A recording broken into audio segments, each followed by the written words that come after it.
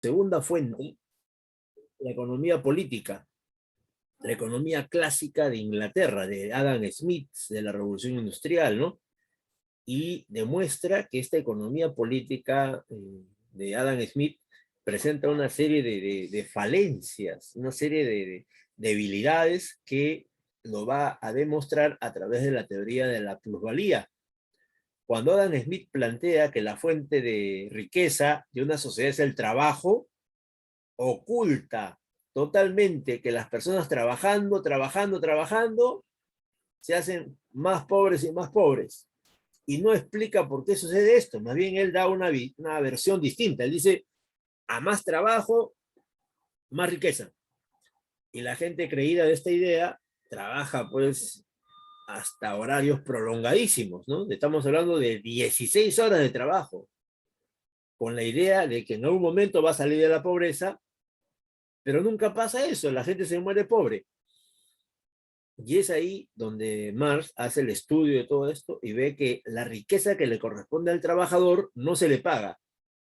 Y esa riqueza se apropia el empresario. A eso a Marx le va a llamar la teoría de la plusvalía. La teoría de la plusvalía. ¿Mm? Sí. El socialista utópico, el socialismo utópico es una corriente ideológica de la pequeña burguesía europea para, para dar algunos paliativos, algunas reformas al sistema capitalista y de esa manera evitar que la clase obrera aspire a cambios fundamentales, ¿no? O sea, a un proceso de transformación social, como ya lo plantea Carlos Marx, que es un socialismo científico. Obviamente que no existía el socialismo científico todavía, no está en formación, pero ya está la idea de que la sociedad puede cambiar. Ya, eso no quieren los socialistas utópicos. Los socialistas utópicos son clase media para arriba. Robert Owen, a ver, Robert Owen, ¿es un obrero o es un empresario? Es un empresario. Es un empresario que trata de calmar las contradicciones. ¿Cómo lo hace? Casas obreras, tiendas de productos a bajos precios, guarderías, ¿no? Y encima le dice que la fábrica es de todos, pues, ¿no? Porque él así lo quiere. Él dice, no, esta fábrica le pertenece a todos, es propiedad comunal. Con ese discurso trata de que el obrero se tranquilice, ya no reclame, ya no proteste, ¿no? Ya no haga las huelgas, las famosas huelgas obreras. Pregunta de misión. Dígame, los grandes empresarios ingleses, ¿no? Esos grandes industriales de textiles, de alimentos, etcétera, etcétera. Ellos apoyan o rechazan a Robert Owen. A ver, ¿qué me dicen? Los grandes empresarios de Europa y de Inglaterra apoyan, o sea, los empresarios están a favor de rebajarle los precios de los productos que venden en las tiendas, en las fábricas, están de acuerdo en ponerle guarderías a todas las fábricas, están de acuerdo en construirle casas a todos los obreros, están de acuerdo en decirle que la empresa le pertenece a todos los obreros. Entonces, es negativo, pues, es negativo. Los grandes empresarios veían a Robert Owen como algo extraño, algo raro. ¿Qué pasa? ¿Qué pasa aquí? Así como dice el TikTok, ¿no? Eh, en realidad, pues, no era, señorita, la corriente predominante de ser un capitalista, ¿no? De hacer esas cosas con los obreros. La mayoría eran empresarios, pues, sanguinarios, déspotas, interesados un comino la vida del pueblo. En cambio, Owen no. Owen se preocupa en algo, pero no por buena gente solamente, sino para evitar de que esos obreros eleven su conciencia y ambicionen cambiar el sistema de raíz, lo cual Carlos Marx ya está planteando someramente, ¿sí? Y lo va a plantear en la otra ideología, mira. La otra se llama el socialismo utópico. Perdón, el socialismo utópico que lo convierte en socialismo científico.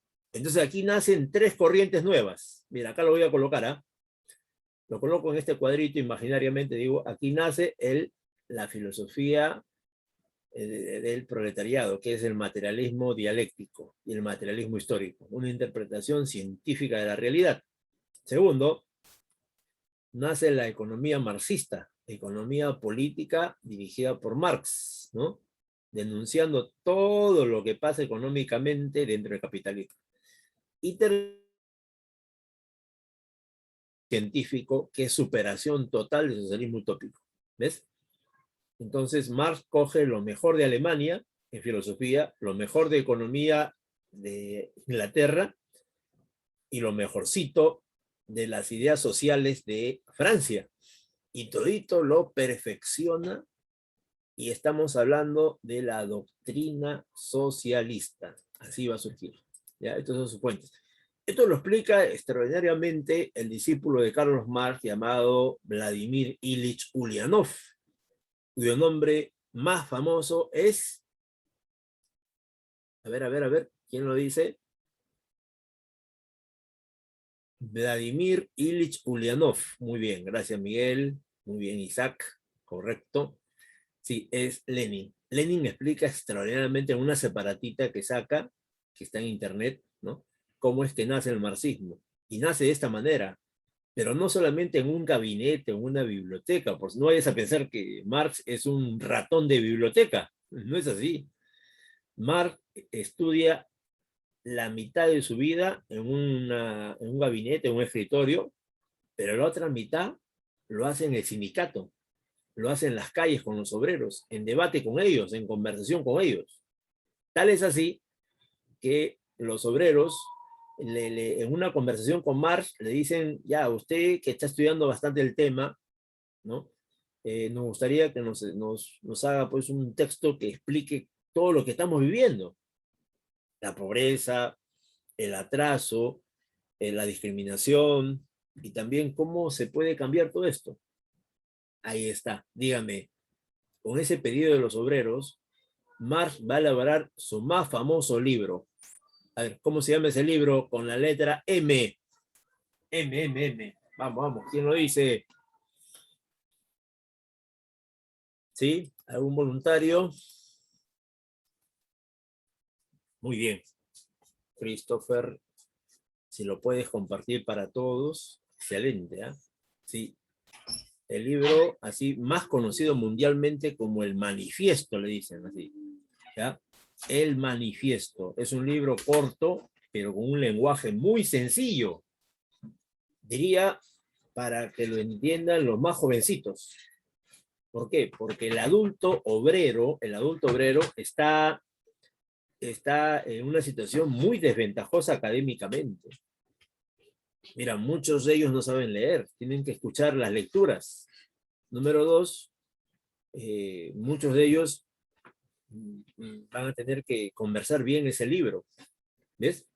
Entonces, tienen que escribirlo de manera sencilla, y sí lo hacen, es un trabajo que Marx desenvuelve muy dificultoso, pero elabora el texto y sale, y es un texto famoso a nivel mundial. Algunos escolares tienen ese material, lo leen, lo estudian, ¿no? Sí, porque es sencillísimo, y ahí se explica cómo se origina la pobreza, cómo las sociedades cambian de una a otra sociedad, ¿no?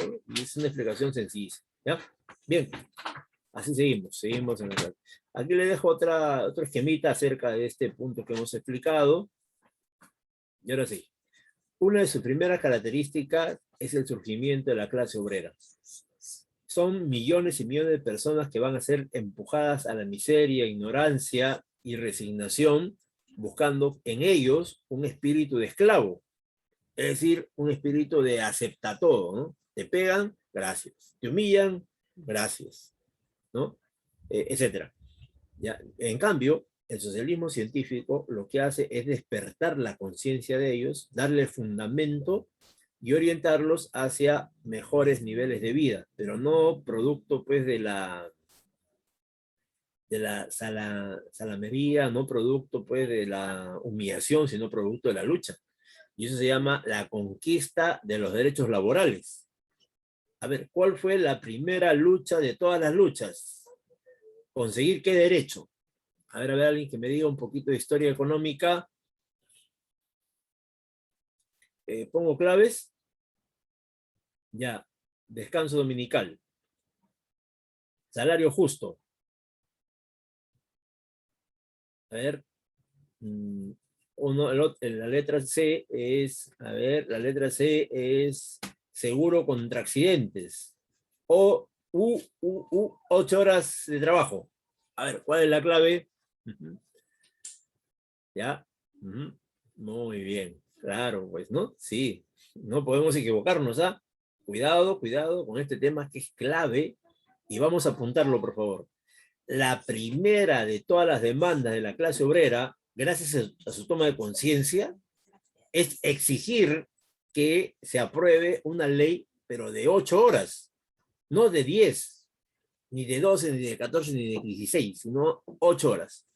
¿Y cómo así llegan a esas 8 horas? Gracias a los científicos. Los científicos explican que el día normalmente tiene que ser dividido en 3 partes, ¿no? 8 horas de descanso, 8 horas de trabajo y 8 horas de distracción, ¿no? De una actividad familiar. Claro, como dicen por interno, me dicen para que no sean totalmente explotados, pues, ¿no? Ya 8 horas de explotación está bien. 8 horas de descanso y 8 horas de familia, de esas actividades. ¿Sí? Hoy día ya son 6 horas. 2021, en Bélgica ya se aprobó la jornada de las 6 horas. Mire, son las 6, ¿no? La primera, 6 horas son para trabajar, imaginemos. El orden no importa mucho, ¿no? 6 horas de trabajo, 6 horas de dormir, descansar, 6 horas de convivir con los familiares, ¿no? Con los amigos, y 6 horas de estudio. Así se ha llegado a Europa con estas exigencias. ¿Y qué decía el mundo? ¿Qué pensaba la gente? No, que Bélgica se va a la quiebra, ¿cómo van a trabajar 6 horitas? ¿Qué han pensado? Uy, Bélgica quiebra. 2021, Bélgica sigue igualito. Más bien, algunas cosas han mejorado porque ahora la gente está profesionalizándose. La gente está especializándose más en ese país. Y es una corriente que hoy día está exigiendo la jornada de las 6 horas. Acá en Perú no se habla nada de eso, pero ¿no? Acá más bien la gente trabaja 10, 12, 14 horas. Los profesionales trabajan en 2, 3 trabajos. Un médico, por ejemplo, el médico, como los gastos del médico son más caros, por ejemplo, libros de 400, 500 soles, ¿no? Aparatos que él utiliza carísimos, ¿no? Etcétera, etcétera, ¿no? Viajes, seminarios, entonces él necesita más plata que otro profesional, ¿no? Entonces trabaja en la mañana en el hospital, hasta la 1 de la tarde. Hasta las 2 almuerza, de 2 a 6 trabaja en la clínica. Y de 7 a 11 trabaja en su consultorio particular. Ahora, otros profesionales salen de trabajo y como ya tienen un automóvil, taxean toda la tarde, hasta la noche. 12 de la noche están llegando a su casa. Están en su carro y van, cenan y descansan. Salen a las 6 de la mañana también. Entonces así se va estableciendo la situación de muchos trabajadores. Ahora, el socialismo científico también tiene otro nombre que vemos en pantalla. Este es el otro nombre con el cual se le conoce por el autor, ¿no? Sí. Ellos basan sus ideas en una teoría del conocimiento, es decir, una explicación acerca de todos los saberes del ser humano, en química, biología, en psicología, en economía, en historia, filosofía, etcétera, etcétera. Todo tiene una explicación y cada vez más profunda debido a que el conocimiento no se estanca, el conocimiento se sigue expandiendo, ¿no? Se sigue desarrollando. También tiene una interpretación materialista de la historia, no una interpretación subjetiva, ¿no? Personalista, cronológica de la historia, sino una interpretación totalizadora, donde ven aspectos sociales, económicos, políticos, culturales, hasta geográficos y militares. O sea, coge todo el fenómeno de la gente. En el pasado, en el presente y hasta el el futuro con las famosas predicciones, ¿no?, científicas de lo que va a pasar más adelante. Tiene una explicación también de la economía de la sociedad y se constituye en una herramienta de los trabajadores para conseguir, ¿no?, el control del Estado. Sí, porque los trabajadores ya no se resignan a ser, pues, apéndice de la máquina o ser gente explotada o maltratada o humillada, sino que ahora los trabajadores quieren también dirigir el país, dirigir el Estado, dirigir los gobiernos, los ministerios, etcétera. A ver, alguien que por el chat me diga cuál es la experiencia más antigua de este intento del control del Estado. 1871. 1870-71, ¿no? No me acuerdo. A ver, ¿quién me dice qué pasó eso? ¿Qué pasó esa fecha en Francia? 70 creo. ¿Qué pasó esa fecha en Francia? En París. Un poquito de historia económica, muchachos. Es la Comuna de París, que es el primer intento de los obreros parisinos de controlar su vida ellos mismos. Pero como recién estaba esto en pañales, estaba iniciando esto, fracasa, ¿no? Sobre todo por la reacción de las monarquías y el ataque de multi-ejércitos, etc. Pero donde no hay dudas de que se aplica es este año. A ver, ¿quién me responde qué pasó este año? Vamos, un voluntario.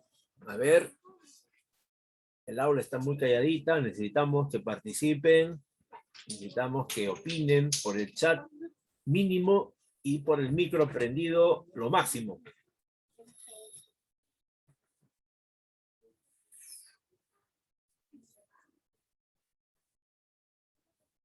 Ya. Entonces, el año 17 se establece pues la Revolución Rusa, ¿no?, que todos recordarán. El año 49 la Revolución China, y ahí se plasma todos estos temas que estamos explicando teóricamente. ¿Sí? Entonces, lo que ellos plantean es la instauración de otra sociedad, de otro modelo, de otro sistema, ¿no? Así es. Ahora, los planteamientos centrales es que se explica históricamente la economía. Ya no se explica solamente con fórmulas, teorías aisladas, ¿no?, sino que ahora se coge la historia para explicar que la economía ha tenido un desarrollo, ¿no?, desde las épocas primitivas, realizando casi recolección, hasta las épocas esclavistas con los filósofos de Grecia, en Roma, etcétera, hasta el feudalismo y el capitalismo, explicando que todo va de lo sencillo a lo complejo en constantes contradicciones, ¿no? Y con esa frase famosa que todo está en movimiento. Sí, la materia no se crea ni se destruye, solo se transforma. Solo se transforma, porque la materia es eterna. Sí, muy bien. Acá hay un alcance acerca de la Constitución de México. Claro, muy bien. Claro, muy bien. El famoso Lavoisier, ¿no? Lavoisier es el que plantea esto. Luego ya complementado por la física moderna.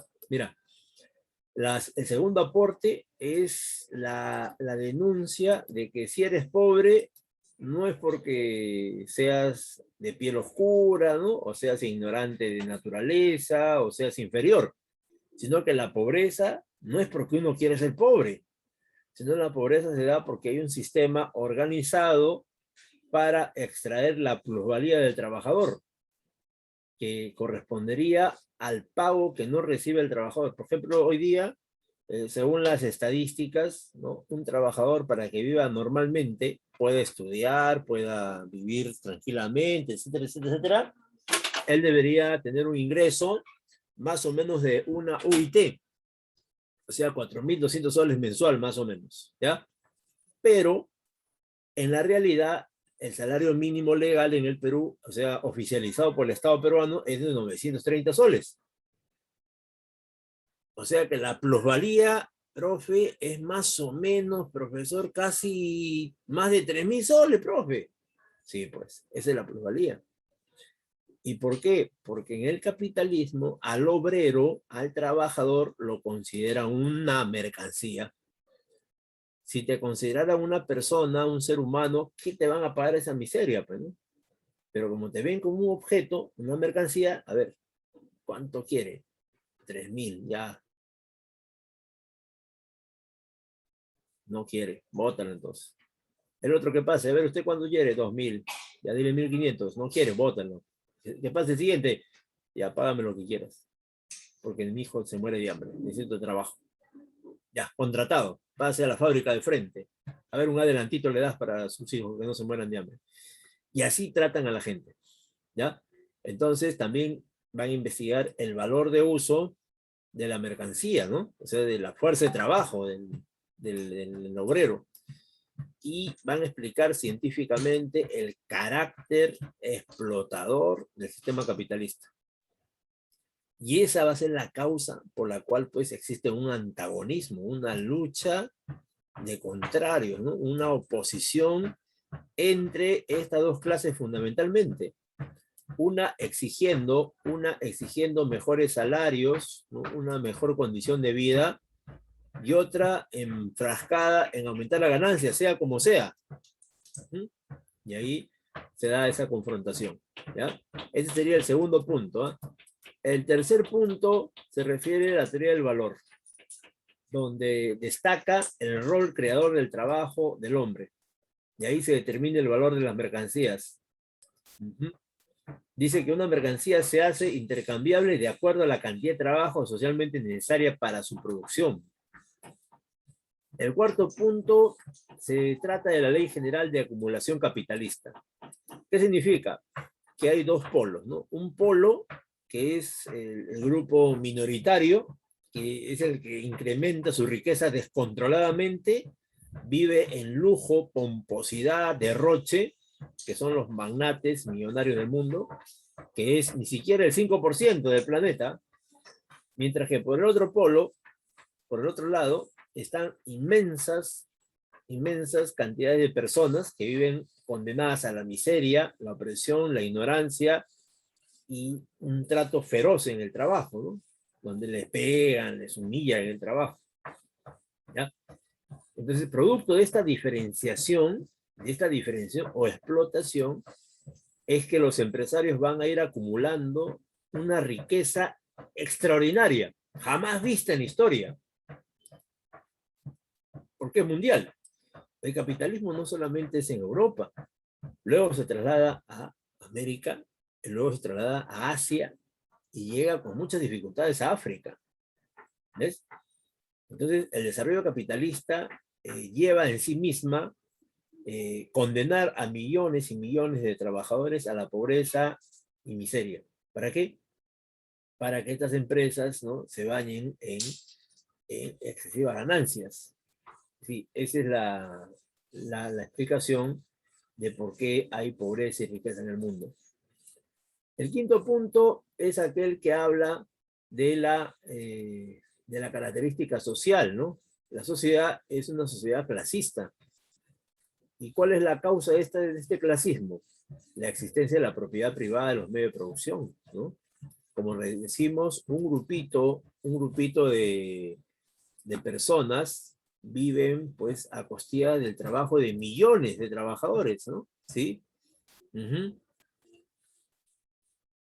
Claro, acá me hacen un comentario por interno, me dicen que los salarios son tan miserables que la gente prefiere tener su propio negocio. O sea, la gente prefiere autoexplotarse ellos mismos antes que ser explotados en otro lugar. Sí, yo tenía también un familiar que hacía lo mismo. Él me decía, yo no voy a trabajar en ninguna empresa. Para que me exploten, prefiero yo explotarme yo mismo, me decía. Era mi papá. Es mi papá.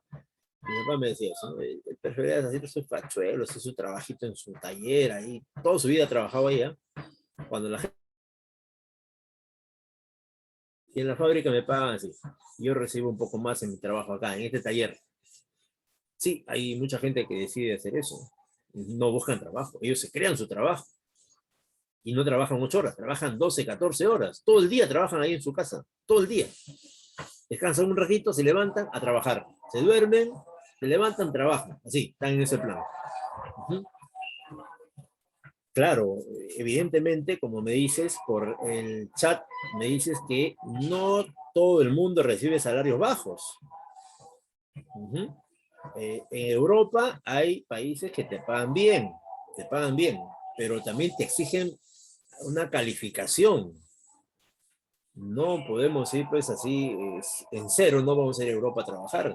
Nos pagan bien si somos técnicos en electrónica, informática, enfermería, obstetricia, medicina, somos ya de medicina, ya la vida cambia en Europa. Acá no. Acá sí, los salarios son bajos, aún seas especializado. Por eso hay una fuga de talentos. Hay una fuga de talentos a nivel nacional por ese motivo. ¿Ya? Y finalmente, mire, estas clases sociales, por tener intereses contrarios, van a ser antagónicas. O sea, no van a poder ponerse de acuerdo. ¿Ya? No van a ponerse de acuerdo y empiezan pues los problemas graves entre ellas. El sexto punto es acerca de las condiciones de la reproducción capitalista.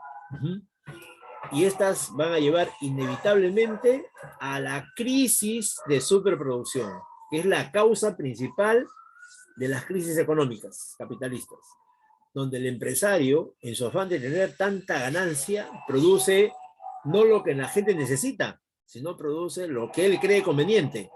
Por ejemplo, si hay 10 millones de personas, imagínate, hay 10 millones de personas, entonces el fabricante de ropa no se proyecta a esa cantidad de personas, él se proyecta a sus cálculos matemáticos. Él dice, si yo produzco, a ver, 10.000 pantalones, cada pantalón me sale a 20 soles.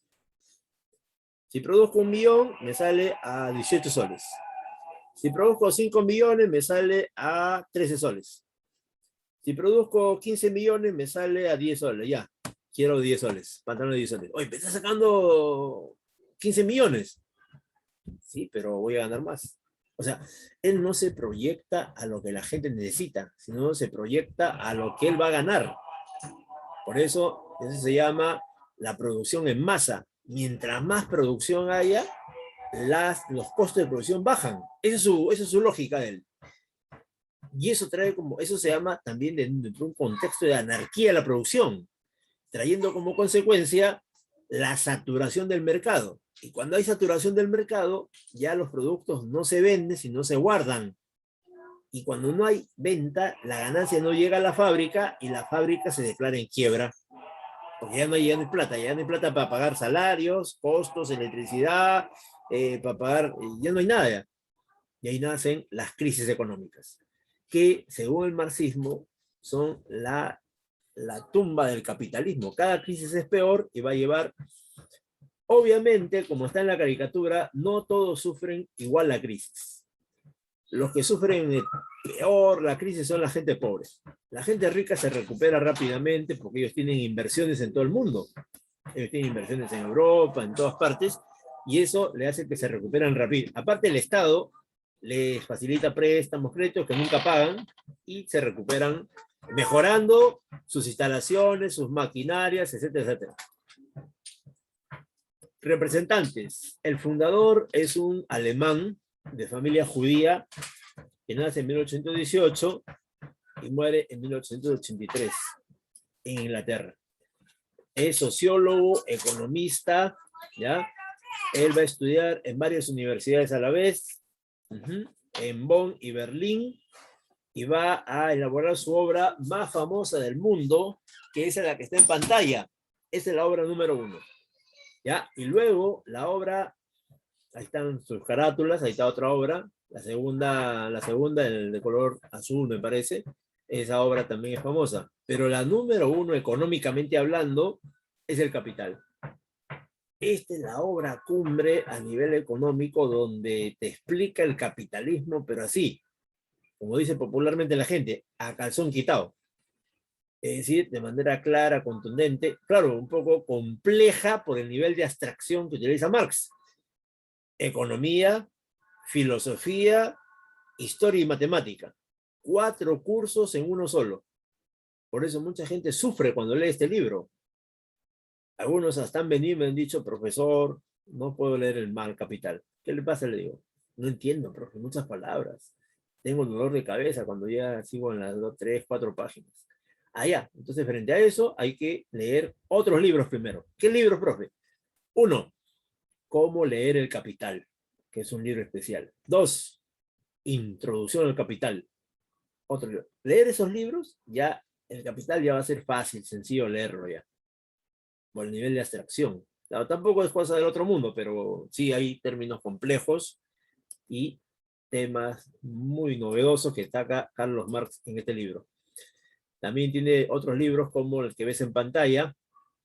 Su amigo de luchas es Federico Ángels. Él es un estudioso de la teoría de la ciencia del comunismo, donde establece su obra La situación de la clase obrera en Inglaterra, el Anti-Düring, donde analiza los problemas capitales de la filosofía de las ciencias naturales. Ahí está la biología, la química, la economía política y el socialismo. Estas son algunas de las obras fundamentales, como El origen de la familia, la propiedad privada y el Estado. Está el papel del trabajo en la transformación del mundo en hombre, etcétera, etcétera. Y su discípulo más importante es un ruso, el cual plasma todas las ideas que Marx y Engels habían hecho en la Revolución Rusa. Jefe de la clase obrera, continuador de la obra de Marx, fundó el partido de la Unión Soviética. Y dejó todo un análisis contemporáneo de lo que es el fenómeno imperialista, que es el dominio de un país sobre otros países a través del, sobre todo, el factor económico. Y luego ya el elemento militar. Y muchos libros más. Una discípula en Alemania fue la famosa, a ver, ¿alguien sabe su nombre? La que está en pantalla. A ver, alguien que me diga su nombre. Sí, es la famosa alemana Rosa de Luxemburgo. Rosa de Luxemburgo es la mujer que va a teorizar, ¿no?, acerca del tema del socialismo y va a debatir con Lenin. Van a hacer un debate estos dos economistas, estos dos pensadores de la época. Un siguiente discípulo va a plasmar todas las ideas en su país, el país más poblado del mundo. A ver, ¿quién me dice el nombre de este líder que está en pantalla?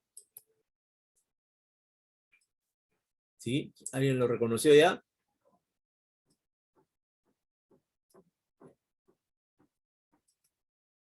Sí, muy bien, gracias Miguel. Este personaje aplica todas las ideas desde su punto de vista y su interpretación hacia la sociedad china. A ver, ¿lo hace en época de paz o guerra civil? Sí, estamos en una guerra civil donde él dirige al partido, al Kuomintang, que se enfrenta al Kuomintang, ¿no? Sí, una guerra civil donde los socialistas ganan la guerra. Instauran pues la República Popular de China, ¿no? Y de ahí pues todos los avances que vemos hasta la actualidad, pero con un intermedio de restauración capitalista, que se da en 1976, cuando muere Mao Zedong y toma el poder Deng Xiaoping. Hay una restauración capitalista. 2021, capitalismo de Estado dirigido por una burocracia de millonarios chinos, ¿sí?, con el logo y el nombre del Partido Comunista de China, que no tienen nada de comunista, más bien son capitalistas rabiosos que dirigen ese país. Pero para que la población no se rebele ni haya problemas, dicen que son igualitarios, que son gente del pueblo, etcétera. Acá en Perú tenemos a uno de los pensadores más antiguos de Latinoamérica. Sí, tenemos a ver el nombre del que está en pantalla, archiconocido por nosotros, hasta lo llevamos en nuestra insignia. Claro, muy bien. Sí, con todas las obras que ves en pantalla. A ver, ¿cuál es la obra más importante de los 20 libros que está en pantalla? Este es mío. Esta es la obra número 1. Y esta es una obligación moral, por lo menos comprarla y leerla. Sí, es fundamental. Cuesta 5 soles.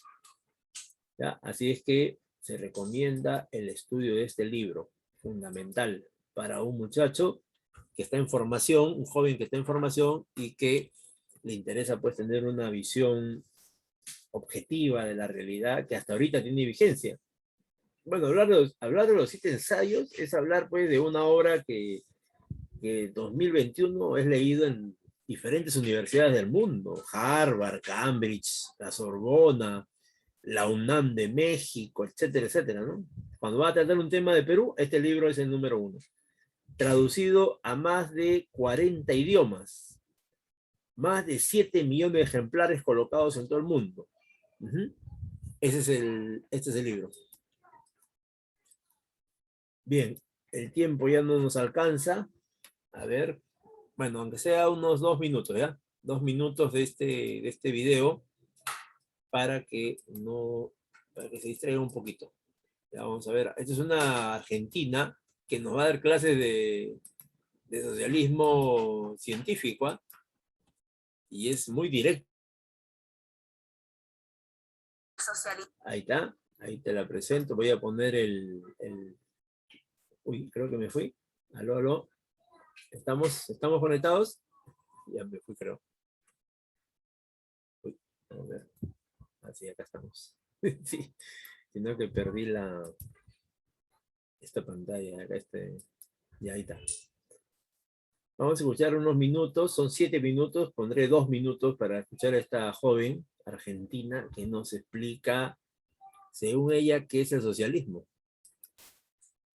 A ver, escuchamos con atención. Cualquier duda, discrepancia, hacerla llegar para poder conversar acerca de este tema que es muy, muy, muy, muy, muy polémico, ¿eh? Ya. A ver, me avisas si se escucha ahora. 3, 2, 1, 0. Hoy vamos a aclarar dudas sobre cómo funcionaría una sociedad socialista y terminar con las mentiras que dicen los liberales que ahora se hacen llamar libertarios. ¿El socialismo es utópico o imposible? Esto es falso. Sus ideas se basan en una teoría científica que analiza la realidad para transformarla de raíz. Se opone por completo al capitalismo y a todo su sistema de funcionamiento. O sea que no tiene nada que ver con reformas parciales o con la humanización del capitalismo. Esto sí que es utópico. Para entender qué es el socialismo, primero veamos qué es el capitalismo. Su característica principal es la desigualdad social. El capitalismo funciona gracias a la ganancia de los empresarios, los capitalistas, y esta solo se logra a través de la explotación de la enorme mayoría de la población. ¿Qué significa esto? Una ultraminoría de la población posee los medios de producción, casi todas las tierras, bancos, fábricas y empresas del mundo, mientras que la gran mayoría lo único que tiene es su capacidad para trabajar, sus brazos, su cuerpo, su cerebro, o como lo llamaba Marx, su fuerza de trabajo, y venderla en el mercado a cambio de un salario. Entonces, la riqueza se genera de forma colectiva. La hacen los trabajadores en sus extensas jornadas laborales, pero la apropiación es privada. ¿Te parece una locura? Mira los números. Para 2018, solo 26 personas en el mundo tenían la misma cantidad de riqueza que los 3.800 millones de personas más pobres. ¿Escuchaste bien? 26 personas de un lado, 3.800 millones del otro. Dicho de otra forma, el 1% de la población mundial posee el 82% de la riqueza global. La brecha entre ricos y pobres no se achica, sino que cada vez es más grande. El objetivo del socialismo es terminar con la desigualdad. Para esto propone expropiar a los grandes banqueros, empresarios y capitalistas. Que las fábricas, los servicios y las tierras dejen de estar controladas por esta minoría y pasen a ser propiedad de todos. El objetivo del capitalismo es producir para tener ganancia. No le importan las necesidades humanas. En cambio, en una sociedad socialista, la producción sería planificada para satisfacer las necesidades de cada región, Con los avances tecnológicos, la robotización y la automatización, ¿tiene sentido que haya gente que trabaja muchas horas mientras que millones no tienen trabajo? Las horas de trabajo podrían repartirse entre todos, los que trabajan 4 o 5 horas ultra precarizados, los que lo hacen hasta 12 horas y los desocupados. Todos podrían trabajar y disfrutar de verdad el tiempo libre y dedicarse a lo que realmente quieren hacer. Cuidar el medio ambiente, los recursos naturales y mejorar el sistema energético son claves también para una sociedad socialista. Se terminaría con el negocio de las grandes corporaciones farmacéuticas que no usan la ciencia para el bien común, sino para quienes tienen plata y pueden pagarlo. Hoy más de 1.000 millones de personas viven en villas miserias o favelas. En un sistema donde no existe la desigualdad, la especulación financiera desaparece. Se podría crear un verdadero plan de viviendas pensado nacionalmente para que todos tengan una casa. Con el socialismo no solo se pondría fin a la explotación de una clase por otra, también se extinguiría con ella todas las formas de opresión, de género, sexualidades, razas o religiones. Entonces, ¿qué tiene que ver el socialismo con la idea de caos, muerte y destrucción a la que suelen asociarlo los defensores del capitalismo? Absolutamente nada. Es el plan económico más racional que podría existir. Bien, ahí le dejo este video que es un poco largo, para que lo vean con calma en sus ratos libres. También tengo otro video acerca del neoliberalismo, el monetarismo. Felizmente, en los últimos años han surgido así este tipo de documentales donde cada presentador explica las bondades de su pensamiento. Y no solamente es el socialismo, también está el neoliberalismo, el monetarismo. Hoy día también hay defensores del keynesianismo, que es lo que vamos a ver en esta clase, ¿ya? Así que tengo que cortar por el tiempo. Tú sabes que el tiempo es nuestro peor enemigo. Así es que continuamos, porque ahora entramos a la doctrina contrincante número 1 del socialismo científico. Es la teoría neoclásica, o también llamada neoliberal. Es lo mismo. Sino que algunos, para confundirnos, quieren decir, no, son diferentes, cuando en realidad pues son ideologías que explican de igual manera, ¿no? Tienen el mismo origen, sino que hay un cambio de término nada más. Pero en realidad, clásico significa liberal, neo significa nuevo, nuevo liberalismo. O sea, y si pongo neoliberalismo, es exactamente lo mismo. ¿Ves? Sí, el contexto histórico es la segunda mitad del siglo XIX, o sea, más o menos por 1850, ¿no? Sí, su objetivo principal es destruir, refutar la tesis del y remozar, ¿no? Mejorar las ideas liberales, sobre todo en el campo económico, ¿ya? Afirmando de que el pleno empleo existe y ello nos lleva a un equilibrio permanente. Y el contexto histórico de esta ideología, de este pensamiento, es la segunda revolución industrial, ¿ya? Que se dio en Europa y Estados Unidos. A ver, aquí, ¿cuál fue el combustible? Bueno, creo que eso ya es muy sencilla la pregunta, ¿no? Ya sabemos que es la gasolina, el acero, la electricidad, etcétera, etcétera. Sí, muy bien. Gracias por responder. Muchas gracias, sí.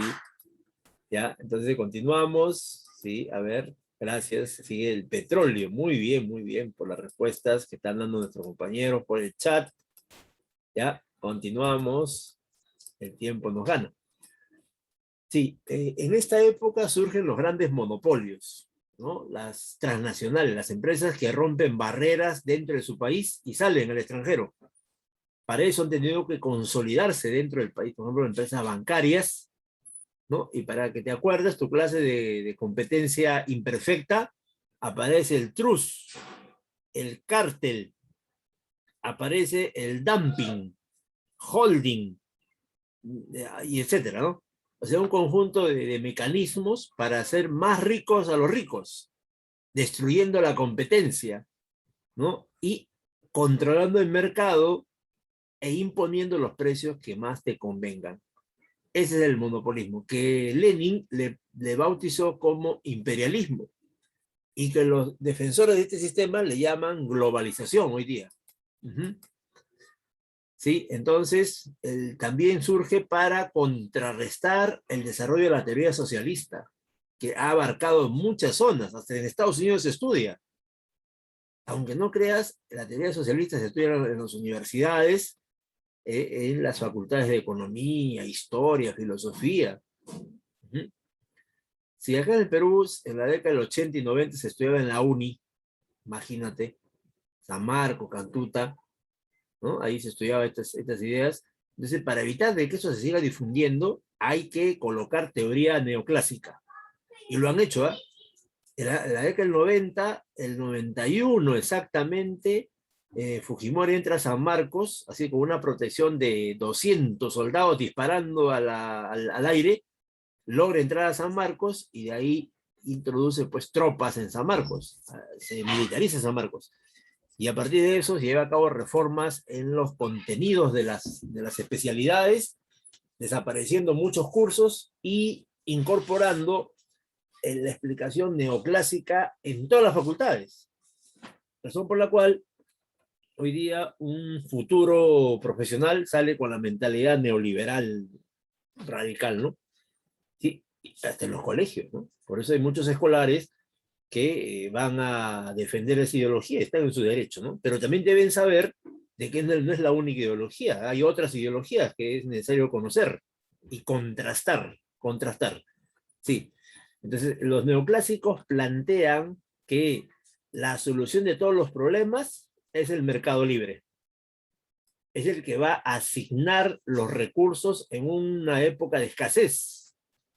Es el mercado el que soluciona todos los problemas. Así es que no hay que preocuparse, gracias a la ley de la oferta y la demanda. Va a solucionar todos los problemas. O sea que no hay que organizarnos, no hay, adiós los sindicatos, nada de lucha de clases, todos somos iguales, hermanos del empresario, la familia en la empresa, hay que abrazarnos con el dueño porque somos amigos y nada de crear problemas, ¿ah? Nada de alterar el orden, nada de estar levantando la voz para reclamar tus derechos, nada de salir y organizar a nadie. Y si te ven organizando, te ven como una persona odiosa, una persona antipática, una persona así problematizadora, ¿no? Y a esas personas generalmente les botan del trabajo. Porque se ha creado ese ambiente, ¿no? De que hay que ser calladitos, obedientes, más bien al iniciar el trabajo hay que rezar un poco para que todo vaya en paz. Eso me lo comentó un obrero cuando tuve una conversación hace poco, hace 2 años, me dijo, profe, en la fábrica nos están haciendo rezar. ¿Y qué tiene de malo? Le digo, profe, ¿cómo vamos a rezar en la fábrica? Pero en la fábrica hemos ido a trabajar, no hemos ido a que nos inculquen sus ideas. Y esa inculcación de ideas nos hace más pasivos, más resignados, porque hay un discurso de conformismo. Ah, ya, muy bien, le digo, ¿ah? Muy bien, sí. También plantean de que el capitalismo es viable. Solamente hay que corregir algunos errores, ¿ya? ¿Listo? Ajá. ¿Ya? Sí, ese es el capitalismo, ¿ya? ¿Cuáles las ideas centrales de esta ideología? Uno, ellos parten de la teoría clásica. ¿Y por qué la teoría clásica no sigue desarrollándose? Porque ha sido fuertemente atacada por las ideas socialistas, que han demostrado la falsedad de la mayoría de postulados de la teoría liberal. Ejemplo, la teoría central, que dice, la fuente de riqueza es el trabajo, y eso Marx lo desmonta, lo desarticula con la teoría de la plusvalía. Y así, teoría tras teoría es desmontada por los socialistas. Por eso los neoliberales tienen que ingeniárselas para buscar otros argumentos, que son las matemáticas, las estadísticas, los artificios teóricos, ¿no? Los artificios teóricos como por ejemplo el caso del ceteris paribus, ¿no? El caso, por ejemplo, del pleno empleo, que no existe, pero dicen que sí, así es. La economía autárquica, que no existe, pero dice que sí es. ¿Ya? Sí, entonces así van remozando, van corrigiendo los errores o lo falso de la teoría liberal. Sí, un liberalismo total. Ellos plantean que el Estado no debe participar en la economía. Entonces, ¿para qué sirve el Estado? Para la seguridad pública, para la seguridad interna y externa. Ahí queda. Nada de inversiones, nada de esas cosas, ¿no? Mire, eso dicen cuando estaban ellos bien, pero cuando viene la crisis, ¿qué dicen? Estado, préstamos, dinero, por favor, para reactivar la economía. Y el Estado va. Por eso hay tal keynesianismo. Por ejemplo, en esta pandemia se ha demostrado así, a ciencia cierta, de que el Estado cumple un papel fundamental, porque el Estado ha financiado a estas empresas que estaban al borde de la quiebra. Claro, les ha dado una plata. ¿Sabes cuánta plata? Reactiva Perú, gracias Jason. 60.000 millones de soles a las grandes empresas para que no cierren, para que sigan obteniendo ganancias y sigan pagando a sus trabajadores. Claro. Mientras que al pueblo peruano le han entregado creo que 20.000, 30.000 milloncitos, ¿no? Que no es nada para tantos millones que somos. Entonces, ahí se ve, ¿no? Ahí sí dicen, sí, que el Estado ayude. Pero cuando están bien ellos, chao Estado, sale Estado, deja el Estado, privatizar el Estado. Esa es la lógica de ellos. ¿Ya? Entonces, va a tratar de calmar las cosas, que no lleguen al conflicto. Ellos apaciguan, son apaciguadores, ¿no? Ellos hablan de que estamos en una época de paz, hermandad, compañerismo, ¿no? Y cambian los términos también, ¿no? Al trabajador ya no le llaman trabajador, le llaman colaborador, colaborador. Y implícitamente se niegan los derechos laborales.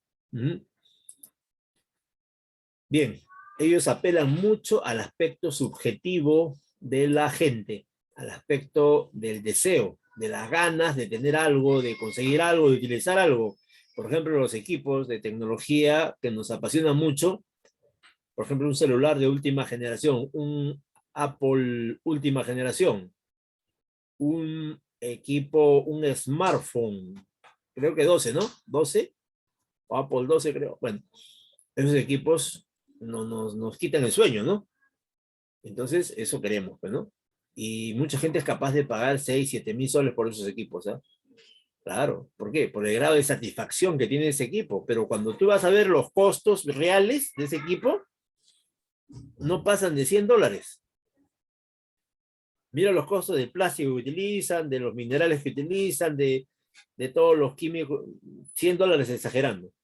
Pero el otro, como le satisface todos sus deseos de manejar un equipo de alta tecnología, 8.000 soles está pagando. 8.000 soles en los últimos equipos, ¿ya? Sí, los últimos equipos. Ah, ya, otros lo hacen por estatus, me dicen. Otros lo hacen por apariencia, ¿no? Por decir que tienen más nivel que otros económicamente, ¿no? Socialmente. Gracias, señorita, por tu alcance. Ya, listo. Aunque no sepa manejarlo, lo tienen, ¿no? Ya. Tanto esfuerzo de conseguir estos aparatos, ¿ya? Y satisfacer su necesidad, ¿no? De contar con ellos, que a la semana le están robando. Sí.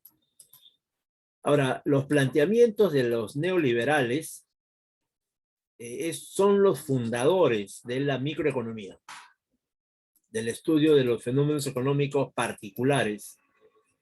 Sí, ellos rechazan la existencia de las clases sociales. Dicen que ese es un concepto anticuado. No hay clases sociales ya. Aquí lo que puede haber son estamentos, no puede haber grupos, pero clases sociales, clases ya no existen. Ya. Ellos niegan. Y por lo tanto, para ellos no existen la lucha de clases. Lo que les mueve a esta doctrina es buscar que el empresario logre las máximas ganancias, por encima de todo. Por encima de todo. Lo más importante es que el empresario, al sacar sus cuentas, sus ganancias sean el doble, el triple, el cuádruple.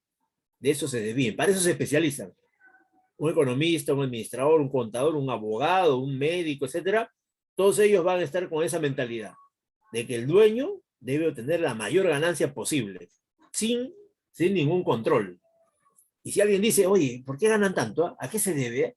Ya lo ven mal ya. Oye, qué malo eres. ¿Por qué hablas esas cosas? Eres desleal a tu patrón, ¿no? Tu patrón te ha dado trabajo, te está pagando tu salario. Y todavía preguntas de dónde sale la plata, de dónde ha comprado su mansión, qué te interesa su mansión. Que se ha comprado un Ferrari, ¿qué te interesa su Ferrari? Es su vida de él. No te metas, no seas desleal. Entonces se arma todo un discurso para no tocar al empresario, menos, les comento que en las universidades ya no tratan el tema de las clases sociales, ya no tratan el tema del origen de la riqueza, hoy día, 2021, ya no ven esos temas, ya lo que están viendo es que hagas tu tesis o tu investigación acerca de los mercados, ¿no? Acerca de los precios, ¿no? Por qué suben, cuándo bajan, acerca de la empresa, ¿no? Acerca de un banco, por ejemplo. Pero si tú planteas, yo quiero estudiar, mi tesis quiero que sea de por qué hay millonarios en el Perú, de dónde han tenido riqueza. ¿Ah? Si es reciente, hace mucho, o cómo es, o qué ha pasado, lavado de activos, algo así. ¿Qué te dice el asesor? No, descartado. Esa tesis nadie te va a aceptar. En la Católica, en la Pacífico, en la de Lima, se niegan a tocar temas como esos. Ya sabes por qué, ¿no? Sí, entonces ese sería, dicen que los consumidores buscan maximizar de pagar lo que tú le pidas. Por eso que aparece un precio en función al aspecto subjetivo. Ya no un precio en función a los costos de producción, sino en función al grado de satisfacción de las personas. Si ese grado de satisfacción es alto, las personas son capaces de pagar lo que le pidas, lo que le pides. Entonces, ahí van a comprar o vender. Listo, muy bien. Continuamos. A ver, acá hay muchas cosas. A ver. Ya, voy a minimizar esto. Ya, listo. Otro aspecto es que ellos redefinen el concepto de valor de uso. Ellos hablan de la utilidad marginal. ¿En qué consiste? La utilidad que tiene la unidad adicional de un producto. O sea, cuando agregas un producto más a esa satisfacción de la necesidad, ese producto más va a generar una utilidad excesiva. O sea, un uso, además, un uso agregado. O sea, hay una concepción subjetiva del valor. El aspecto subjetivo tiene que ver con el aspecto psicológico de la persona, ¿no? Cómo él se satisface en menor o mayor grado. Si es en mayor grado, él es capaz de pagar el precio que le pida. Pero si la satisfacción es así mínima, él va a regatear, no va a querer pagar. No va a querer pagar lo que tú le ofrezcas. ¿Ves? Ahí cambian la teoría clásica. El valor de las mercancías ya no es el resultado de la cantidad de trabajo incorporado, ni de los costos de producción, sino el precio de esta mercancía obedece a la magnitud, ¿no? Ya sea alta o baja, en la satisfacción subjetiva de los bienes. Si este bien satisface plenamente tus deseos de millonario, de contar con algo muy avanzado, ¿no? Muy equipado, etcétera, etcétera, $1.000.000. Y el millonario hasta se pelea. Pago $1.500.000 en esos mercados internacionales, el llamado bien Veblen. El bien Veblen es el bien en el cual hay una disputa de los millonarios para obtener el producto más satisfactorio y más exclusivo del mercado, ¿no? Que es el más caro de todos. Es otra característica de ellos. Entonces, también sostienen el precio de utilidad límite, donde el valor de la mercancía no lo determina simplemente su utilidad, sino su límite de utilidad, ¿no? Ahí va a ser la valorización subjetiva de la utilidad de una unidad de mercancía que satisfaga las necesidades menos apremiantes del individuo. La quinta es el valor de las mercancías a través de los precios del mercado. Esta va a influir en el volumen de la demanda solvente. Y esta se suma también a la oferta de mercancías. Ahí lo que están explicando es lo que es la ley de la oferta y la demanda en relación a los precios de las mercancías. Y último, los neoliberales se oponen a los marxistas, ¿no? En cuanto a la plusvalía. Los neoliberales niegan que exista la plusvalía, ¿no? Que exista más bien ellos afirman de que el trabajador va a poder ganar más según su nivel de especialización. Si el trabajador se ha especializado, entonces él va a incrementar su producción y por lo tanto va a recibir más dinero. Entonces la teoría de la plusvalía no es tan cierta, dicen ellos, ¿no? Porque el trabajador está ganando más, pero depende de cómo se capacite, de cómo se prepare él. Y la distribución de la riqueza va a estar en función a qué se contribuye en la producción, ¿no? Y obviamente que el trabajador pone su fuerza de trabajo, mientras que el empresario pone la fábrica, pone las máquinas, las herramientas. Pero, profe, ¿todo eso de dónde ha salido? ¿De dónde ha salido toda esa riqueza? Ya, pues, para el empresario ha salido de su capacidad de inteligencia, de su audacia de empresario, su iniciativa empresarial. Y su papá lo ha hecho y su papá también le ha heredado. O sea, en ningún momento mencionan al trabajador. En ningún momento dicen de que esa riqueza ellos lo han sacado de una explotación feroz a los miles de trabajadores que han pasado cuando su papá era el que dirigía la empresa, ¿no? ¿Cuántas generaciones han pasado? Muchas generaciones y miles de trabajadores. Ellos no aceptan que su ganancia sea producto de esa explotación. Él dice, no, esa riqueza nos pertenece y es la que estamos invirtiendo para conseguir el crecimiento empresarial. Bien, también dice que cualquier problema económico en el mercado, este lo soluciona, sin que el Estado intervenga. ¿Y cuál es el mecanismo de solución? La ley de la oferta y la demanda que va a regular los precios. Ese es el postulado principal. También hacen la diferencia entre el equilibrio general y el parcial. Para ellos el equilibrio general dicen que el mercado no puede ni debe separarse ni individualizarse. Porque dice que todos los mercados, tanto de productos y factores, están relacionados. De modo que el equilibrio los determina a todos ellos. En cambio, la teoría del equilibrio parcial, que señala, dice que considera que el análisis de mercado se podría dar de manera aislada, separada, dice, sobre todo en el corto plazo. O sea, analizar al mercado de productos por un lado y al mercado de factores por otro lado. ¿Ya? Entonces, esas son las diferencias de los enfoques, la teoría del equilibrio general y del equilibrio parcial. Los representantes se agrupan por escuelas. La escuela de Viena, que es en Austria, ¿sí? La teoría de la utilidad marginal es su postulado principal de esta escuela. Ahí destaca William Stanley Jevons, en inglés, ¿no? Es un crítico severo de Adam Smith. ¿Sí? Él va a estudiar los efectos que tienen sobre los precios el aumento de la oferta de oro. Trabaja el aspecto informático, ¿no? Las estadísticas. También él lo que busca es comprobar o demostrar la probabilidad de un agotamiento próximo de los recursos carboníferos en Inglaterra. Y último, trata de construir una teoría de la crisis mediante la teoría de las manchas solares. O sea, lo que este economista relaciona y hace coincidir, o coinciden en todo caso, es que las crisis se han presentado justo cuando aparecen esas manchas solares, ¿no? Dice que hay relación.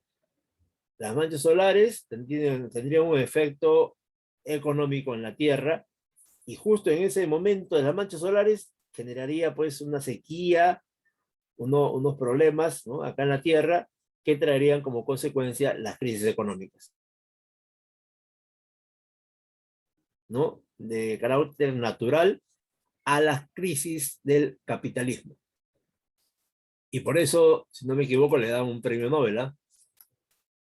Karl Menger, este es un polaco que fue profesor de la Universidad de Viena. Este es el autor, el que desarrolla la teoría subjetiva del valor que hemos explicado ya en varias ocasiones, Hermann Gossen, este es un economista alemán que es el autor de la teoría de la utilidad marginal y también el que plantea las 3 leyes de Gossen. La más famosa es que la necesidad desaparece en la medida que vamos satisfaciendo estas necesidades. Un austríaco, él va a desarrollar la teoría del capital, donde reafirma el punto de vista subjetivo del valor. Ese que hemos visto en Karl Menger, von Bauer lo reafirma y lo consolida. Estos serían los más importantes representantes de la escuela neoliberal, ¿no? También falta la escuela de Lausana en Suiza, donde ellos sustentan la teoría del equilibrio general con el famoso Léon Walras, el francés. Sí, él es especialista en ingeniería de minas, periodista fracasado, pero en economía obtuvo mejores resultados. Su principal elemento de economía política y su aporte más destacado es el análisis de las condiciones del equilibrio general. Lo que hemos visto hace un momento, él lo realiza, pues, ¿no? Lo realiza, es su aporte. Y otro destacado economista neoliberal es Vilfredo Pareto, uno de los más famosos del mundo, muy difundidos en todo el planeta. Este es un italiano, ¿no? De origen italiano, radicado en Francia, y él aplica las matemáticas a la economía. Él trae todo el enfoque matemático, ¿no? De operaciones, funciones, fórmulas a la economía. Hasta antes de él, la economía analizaba pues, los fenómenos sociales, económicos, estudiando pues, las particularidades de estos fenómenos sociales, como la pobreza, la riqueza, ¿no? Pero a partir de él, se empieza a estudiar pues, matemáticamente la oferta, la demanda, los mercados, los precios, el dinero, etcétera, la inflación, etcétera, etcétera, ¿ves? Sí, y él continúa el desarrollo y estudio de la teoría del método de equilibrio general. Manual de Economía Política es su obra destacada. Y este es el personaje más de Inglaterra, y su aporte es la teoría del equilibrio parcial. Marshall, ¿no? Hijo de gente ligada a las finanzas en Inglaterra, estudió en un colegio muy prestigioso de Inglaterra, que es el Cambridge. Principio de Economía es su obra famosa. Él intenta encontrar un denominador común entre el comportamiento humano que se refleja en los mecanismos de los precios.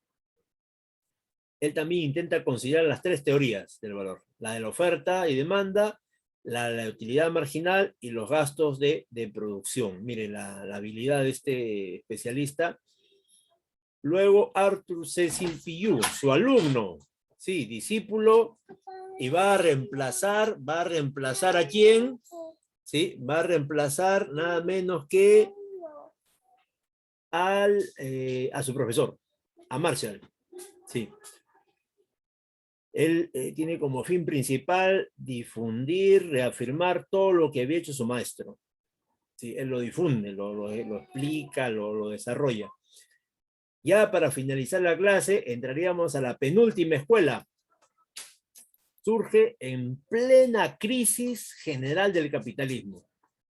Sí, donde la masa es empujada pues a una parálisis laboral, a un desempleo total, ¿no? Casi la totalidad, por decir, 80% de empleados se quedan en la calle. Casi también el 80-90% de fábricas quiebran. El consumo cae a una mínima cantidad de 30-20% de la gente que consume lo necesario. O sea, viven casi como por dioseros, casi como mendigos, viven los norteamericanos, y los ingresos desaparecen en la mayoría de gentes. Entonces sí, el peligro de esta crisis es que la clase obrera, sufriendo las peores consecuencias, logre darse cuenta de los problemas y organizarse y enrumbar hacia un cambio de sistema. Entonces, para evitar eso, para evitar que haya revoluciones rusas o chinas en Norteamérica o Europa, los keynesianos plantean, sí, plantean una serie de teorías, como por ejemplo, que debe apoyarse el trabajo, ¿no? La creación del trabajo. La anarquía debe desaparecer, ¿por qué? Porque genera la superproducción, entonces debe entrar el Estado a planificar, ordenar la economía. Pero sin cambiar el sistema. Debe mejorarse. O sea, al final de cuentas, la doctrina keynesiana también defiende al capitalismo, como estamos viendo en pantalla. A ver, ¿cuáles son los aportes de Keynes? Primero, ellos son los que desarrollan los fenómenos económicos a nivel general nacional. Y son los que plantean la teoría de la...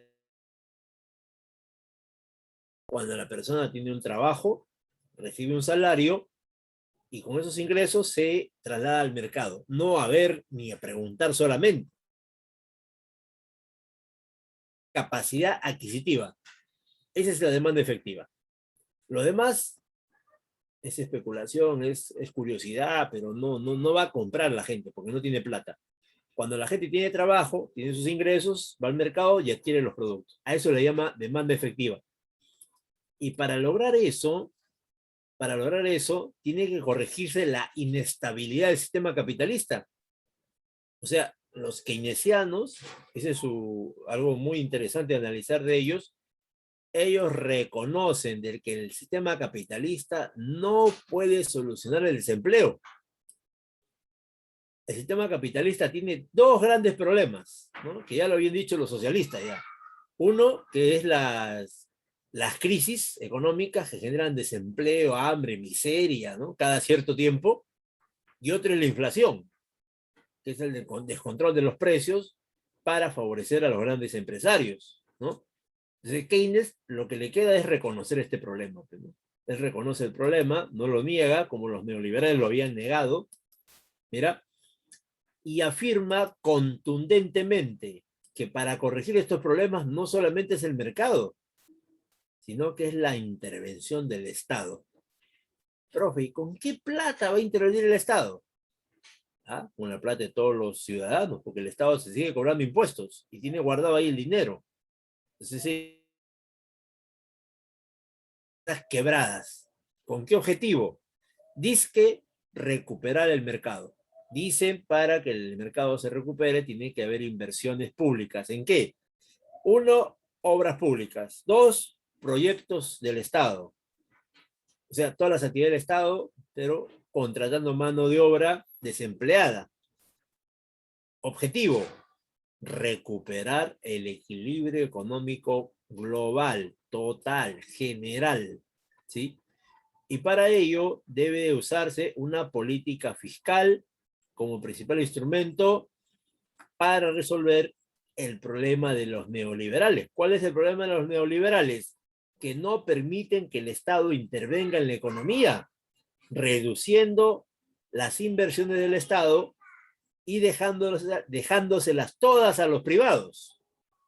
Y eso hace que un Estado sea muy débil, frágil y fácil de atacar por las crisis que hemos visto hasta el momento, que es la depresión también, ¿no? Este es el representante más importante con...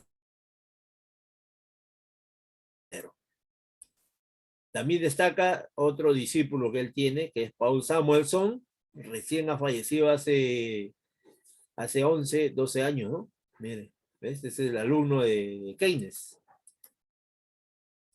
Bueno, aquí les dejo este video, ya cuestiones de tiempo no nos permiten pasar este video ya, que es la doctrina neoliberal, para que lo vea con calma. Y aquí terminamos. Sí, aquí culminamos la clase, felizmente, que a veces no llegamos a este tema. Sí. Todo esto surge en los años 70, sí. Y el capitalismo ha entrado pues en una crisis prolongada. No hay solución, ¿no? Hay inflación, hay desempleo, hay quiebra de fábricas, y todo ese malestar, ¿no? Que no solamente viven los empresarios, sino fundamentalmente la clase obrera, puede detonar otra explosión social como buscando pues igualdades, buscando, ¿no? El ejemplo de Europa, las revoluciones burguesas, en Asia, las revoluciones proletarias. Entonces, todo ese ejemplo puede darse acá. ¿Por qué? Porque hay crisis. Entonces, la preocupación de estos economistas es solucionar esa crisis y mantener una economía estable para que la gente no se siga muriendo de hambre ni intente algún cambio, ¿no? Por necesidad de solucionar sus problemas, ¿no?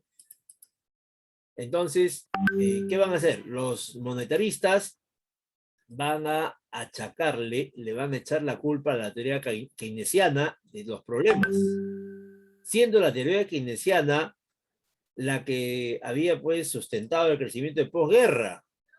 Claro, los keynesianos son los que son ministros de economía, asesores del gobierno, etcétera, etcétera, y son los que han dicho, ya, inversiones, carreteras, puentes, caminos, túneles, edificios, ya, etcétera, y todo gasta en el Estado.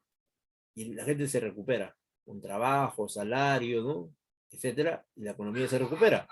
Pero afirman y dicen que esto se desgasta. No siempre se puede seguir usando plata del Estado, ¿sí? Y esa plata del Estado podría traer un problema que es la inflación, ¿ya? Entonces los monetaristas poco a poco van criticando a los keynesianos, que es su principal opositor. Bueno, el socialismo ya es su enemigo a muerte, ¿no? Este es su opositor. Donde señalan que las políticas de gasto público ya están agotadas, ya están. Y esta situación permite el retorno a planteamientos que defienden el sistema de mercado. Por si acaso, les voy recordando que la doctrina monetarista tiene dos pilares fundamentales, ¿no? ¿Sí? Uno es la teoría liberal, liberalismo, y otro es la teoría neoliberal. O sea, la doctrina monetarista no surge del aire, sino que es la radicalización de estas dos teorías.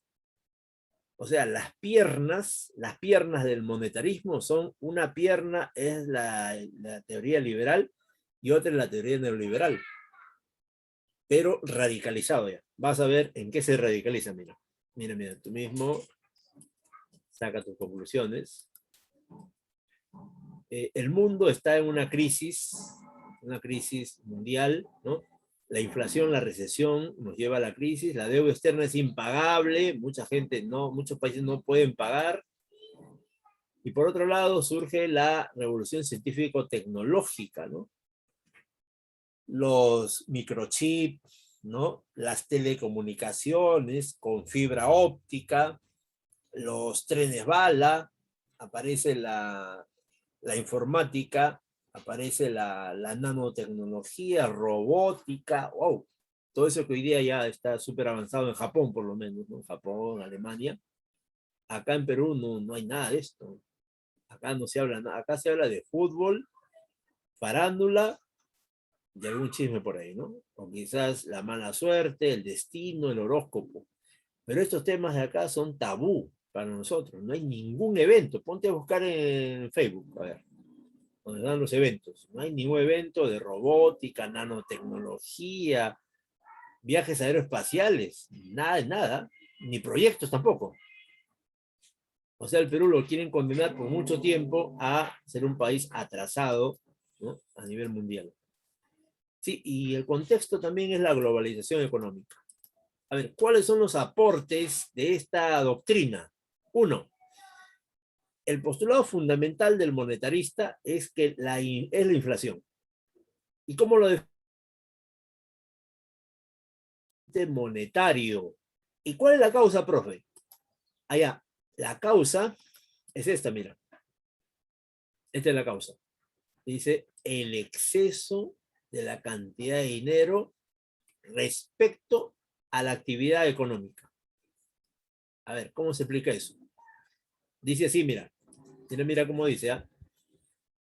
Dicen los monetarios, para eso utilizan pues la teoría cuantitativa del dinero, donde vamos a ver la M por la V igual a la P más la Q.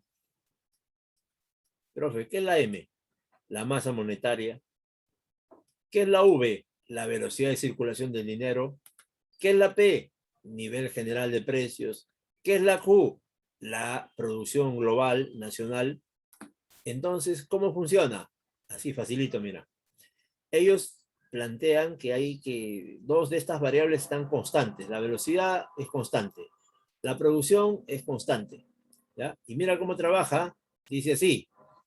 Si la masa monetaria aumenta por voluntad del Estado a través del BCR y la producción es pequeña, como en el caso peruano, entonces, ¿qué va a pasar en la economía? ¿Qué va a suceder en la economía? Y es ahí donde sale una flecha a toda velocidad, mira, esta flecha de acá, y se dispara. O sea, para ellos, el origen de la inflación es el incremento de la masa monetaria, que frente a una producción pequeña no puede abastecer a la gran demanda que ha surgido en el país. Por lo tanto, ¿no? Mucha demanda y poca oferta, los precios se disparan. Esa es la explicación que dan los monetaristas, obviamente en defensa del sistema capitalista, ¿no? Porque ahí los únicos afectados al tomar medidas correctivas son los trabajadores. Los empresarios siguen beneficiados, siguen en su ganancia, etcétera, ¿ya? Sí, así va a ser. Entonces, en base a ese estudio, ese análisis, iban a decir que el Estado no intervenga en la economía. Cero intervenciones. ¿Ya? Más aún, que se desprenda de sus inversiones públicas, o sea, privatizar. Privatizar todas las empresas públicas hacia el sector privado, el sector empresarial. Y tercero, significa la regulación de la inflación solo puede hacerse a través de una regulación de la oferta monetaria.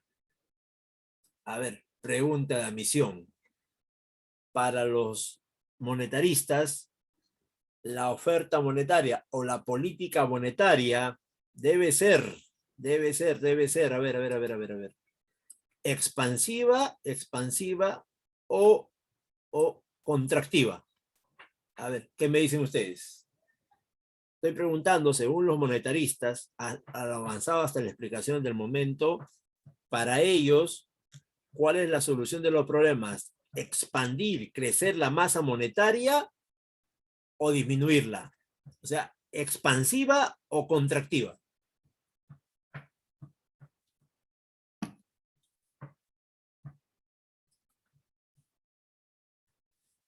Está peleadita las respuestas, ¿ah?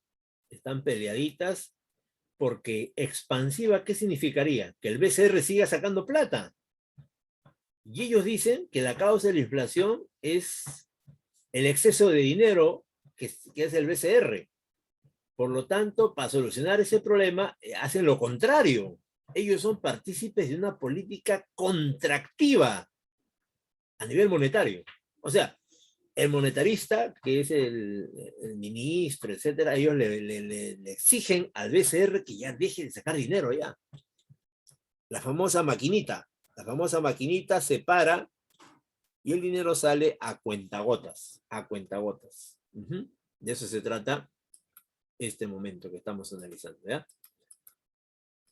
Y finalmente se liberaliza todo.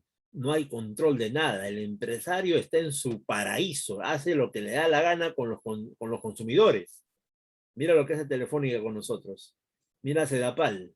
Nadie lo castiga, nadie hace nada, todos están ahí sin agua durante meses, años en San Juan de Lurigancho. Eso es lo que buscan, pues. Eso es lo que busca el monetarismo.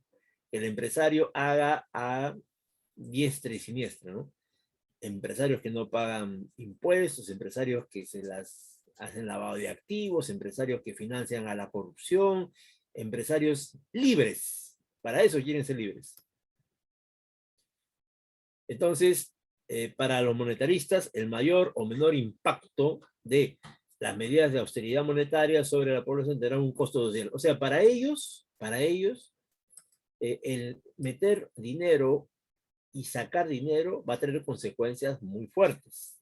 Por ejemplo, si el BCR deja de emitir dinero, o sea, reduce la masa monetaria, ¿qué va a pasar con los créditos? Disminuyen.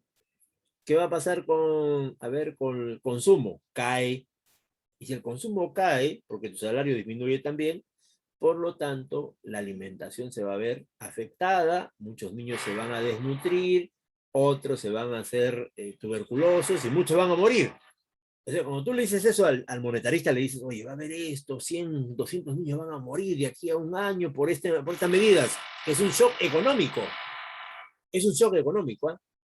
¿Qué te dicen? Fríamente, ¿eh? Porque para eso lo han estudiado, para eso le han explicado en las clases en las universidades más caras del Perú y en el extranjero.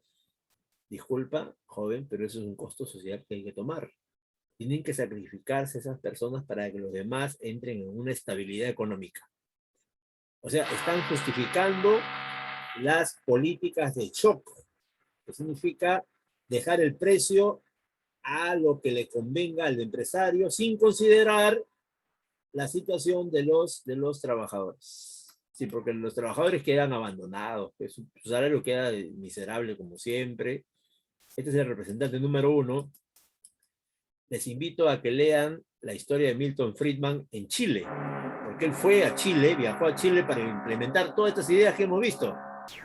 Claro, ahí está Von Hayek, ¿sí? Irving Fisher, teoría del interés. Y ahí le dejo este mapa conceptual para que lo revise con calma. Bien, ahora sí, vamos a nuestras preguntas. Voy a ver, vamos a abrir nuestra carpeta. Ya nos llegó el material, creo que todos lo tienen. Ya, a ver, tema 24 creo, a ver. Sí, aquí está, lo comparto para marcar las claves y de esa manera ya estamos culminando, ¿ya? Bien, a ver, un ratito más. Algunos ya están cansados, sí es cierto, pero así tenemos que prepararnos con mucho esfuerzo, mucha dedicación. Toda la teoría está acá, todito lo que he explicado está en este material detalladamente. A ver, dice, el gráfico que suele ser representado con una curva de demanda y otra de oferta que se intersectan en un punto determinado, equilibrio de mercado, inicialmente fue planteado por, a ver, ¿quién es el que plantea estas cosas del equilibrio? Muy bien, exacto, sí, está atenta a la clase, es Alfred Marshall. Y eso ya lo desarrollan matemáticamente, ¿no? Cambridge se convierte, la Facultad de Economía se convierte prácticamente en la Facultad de Matemática, ¿no? Porque meten matemática para todo, con el argumento de que se hace más exacta a la economía, más precisa, ¿no? Sí, doctrina que se constituye la continuación del pensamiento liberal de los clásicos y que fue sustentada por Gibbons, entre otros, ¿sí? ¿Cómo se llama esa? ¿Cuál es la clave? Exacto, muy bien, la letra A. Así es, letra A. Correcto. A ver, respecto a la economía del mundo antiguo, relacione correctamente Genofonte, Económicos. A ver, entonces 1D, ya estamos acá. Platón elabora su famosa, a ver, Platón es B, ¿no? La República y política, sí. Estamos con la letra C. Ajá, la letra C. Listo. Si en el país se incrementan las inversiones productivas, aumentando la oferta en el mercado, pero la demanda no llega a cubrir este aumento, lo cual puede derivar en una crisis, entonces el gobierno decide intervenir con una política fiscal expansiva. Esto hay que subrayar. ¿Por qué? Porque ahí el Estado va a entrar a solucionar la crisis, invirtiendo, ¿no? Si va a haber desempleo, él abre empresas para contratar personas, ¿ya? Y va a generar un gasto público, dice. Ujú. ¿Y qué quieren ellos? Quieren incentivar al consumidor que tenga plata para gastar y de esa manera reanimar la economía. ¿A qué corriente corresponde este análisis? Muy bien la respuesta de los compañeros por el chat es acertada. Es la doctrina keynesiana. Son los keynesianos quienes plantean esta forma de razonar que en los últimos meses y años de pandemia, 7 años y medio de pandemia, han aplicado eso. O sea, los neoliberales han cerrado los ojos y han dicho ya Estado entra con todo, ¿no? Invierte, reactiva Perú, haz obras, esto que el otro, y ahora le están dando más potestad todavía para que el Estado haga más cosas. Claro. Están los planteamientos, mire, abrir una empresa de aviación nacional. Y también están dejando entrar a empresas bancarias chilenas. En los próximos días ya debe estar llegando la empresa de Chile, el BCI, un banco poderoso chileno, entra a competir con los bancos peruanos, ¿no? Y romper un poco el oligopolio.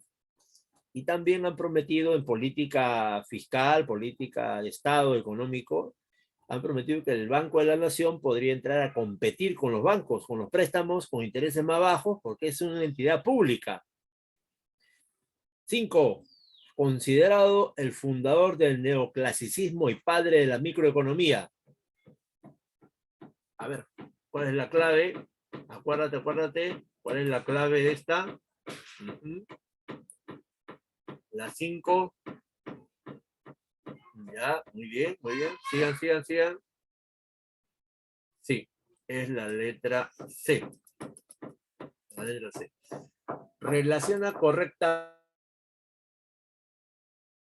Ahí está, ¿no? Adam Smith, ya sabemos que su libro Teoría de los Sentimientos Morales, ¿no? Él también enseña filosofía. Adam Smith es un filósofo y economista a la vez. Entonces ponemos acá, ¿no? A ver, la 1, Jan Colbert, es un, sí, Jan Colbert, el colbertista famoso, ¿no? 1, la letra PQRS, ¿no? Ya la letra P. 1P. A ver. Y el 2, a ver el 2, Adam Smith, la letra S. Adam Smith, la letra S. Carlos Marx, que es el 3, el Capital, ¿no? El Capital, que es la letra R. Y el 4, que es John Maynard Keynes, la letra Q. Ya, completo. ¿Cuál es la clave entonces? Sí, ya me dan la respuesta por acá. 1P, 2S, 3R, sí, es la letra A. Muy bien. Ya finalizando, con Maynard Keynes inició un nuevo enfoque y tratamiento económico, ¿no? Sustituir análisis, es falso, ¿no? Sustituir, ya, está bien. No, sustituir, este es falso, la 1 es falso. Sustituir el análisis microeconómico, este es verdadero. La 2 es verdadero. Incidir en la demanda agregada y la propensión marginal a consumir. Explicar el principio de la mano invisible, esto es falso. Explicar el comportamiento del consumidor, falso, ¿no? Sí, solamente la 2 y la 3 nada más. La 2 y la 3 nada más. La intervención del Estado en la economía asociada al elevado gasto en periodo de recesión, planteamiento de la doctrina keynesiana. Muy bien, keynesiana. La medida de shock, privatizaciones, radicalización del neoliberalismo, son los monetaristas. En el gobierno de Fujimori y Pinochet se aplicó todo esto. ¿Verdadero o falso? Cuando una persona haga la elección económica posible, ello conduce al mejor resultado para la sociedad en conjunto. Verdadero. Esta es la mano invisible. La 1 es la mano invisible. La división del trabajo hace referencia a la división de tareas complejas de tareas simples en los cuales uno puede volverse experto. Verdadero. La intervención del Estado era indispensable para reactivar la economía. Falso. Estableció los postulados de derechos objetivos. Falso. Sí, era letra C. Muy bien. Hasta ahí, ¿alguna pregunta, alguna interrogante, alguna duda? ¿Algo que no esté claro? Ya, ok. Les agradezco su atención. Un abrazo a cada uno. Nos vemos en la siguiente clase. Cuídense. Nos vemos. Cuídense. Gracias a ustedes. Gracias a ustedes.